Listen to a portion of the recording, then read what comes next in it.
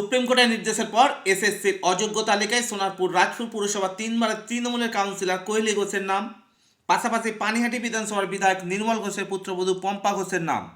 রাজপুর সোনারপুরের তৃণমূলের councillor Kohli Ghosh সোনারপুরের Chauhati high স্কুলের ইতিহাসের শিক্ষিকা ছিলেন। পানিহাটির বিধায়ক নির্মল ঘোষের পুত্রবধূ পম্পা ঘোষ নৈহাটির উচ্চ বিদ্যালয়ের বাংলা শিক্ষিকা ছিলেন। এই ঘটনাকে কেন্দ্র করে চাঞ্চল্য ছড়িয়েছে রাজনৈতিক মহলে। শেখ সাবিরের report, SS star news. Shampa ঘোষের নাম হ্যাঁ, রয়েছে। তাতে কি হয়েছে? দেখুন, এটা কি আপনার কি হয়েছে তাতে? আপনার ল উইল টেক ইট হতে ওন পারে? কোর্স। কে হতে পারে কে হতে পারে না, আইন তো চলছে সুপ্রিম কোর্ট হাইকোর্টে। Law will take it own course. Nirmal বাবু, principal law will take it own course. Principal confirm করেছেন এটা আপনারই পুত্রবধূ। আমি জানি না সেটা। আমার কথা হচ্ছে কি, আত্মীয় স্বজন নিয়ে তোমরা আপনি দেখো, কি আমি দুর্নীতির তোমার সাথে কথা যুক্ত? আমি কি বলছি সেটা তোমাকে হ্যাঁ, বলুন। বলি। তুমি তো ডোন্ট, একটা কথা আছে না, বলুন।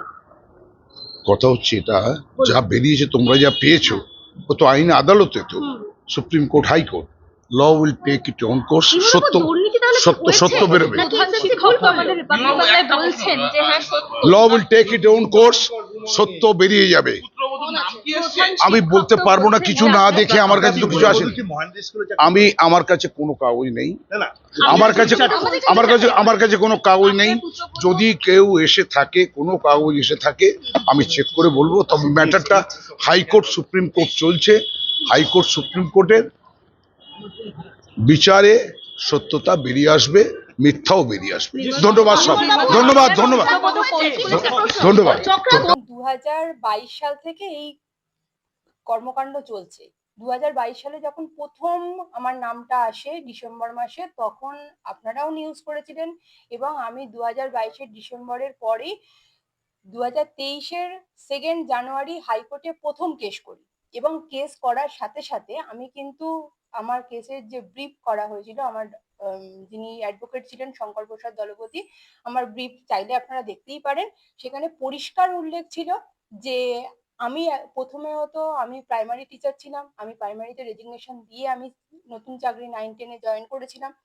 আর দ্বিতীয়ত, যেহেতু সিবিআই লিস্টে নাম ছিল, আমি কিন্তু সিবিআই কে চ্যালেঞ্জ করেছিলাম যে আমি আমার নিজের যোগ্যতায় চাকরি পেয়েছি, সেখানে আমি কোনো দুর্নীতি করেছি কিনা বা কারোর কোনো টাকার বিনিময়ে চাকরি পেয়েছি কিনা সেটা আমাকে প্রমাণ করে দিক।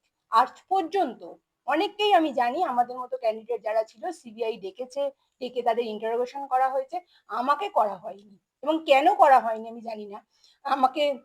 আমি প্রথম দিন থেকেই ইডি, সিবিআই যে কোনো তদন্তকারী সংস্থার সঙ্গে বসতে রাজি ছিলাম, কারণ আমি জানি আমি পরীক্ষা দিয়েছি, আমার প্রথম লিস্টে নাম ছিল এবং সেই অনুযায়ী ইন্টারভিউ হয়েছে, আমি চাকরি পেয়েছি। তারপর কেন আমার নামে অভিযোগটা এলো, সেই অভিযোগটা কিন্তু প্রমাণ করে দেওয়ার দায়িত্ব যে তদন্তকারী সংস্থা আমাকে টেন্টেড করে দিয়েছে আজকে, তাহলে তাকে কিন্তু প্রমাণ করে দেওয়ার কথা। 3 বছর ধরে তারা এখনো পর্যন্ত আমাকে জানায়নি যে কেন আমাকে এই টেন্টেড তালিকায় ফেলা হলো।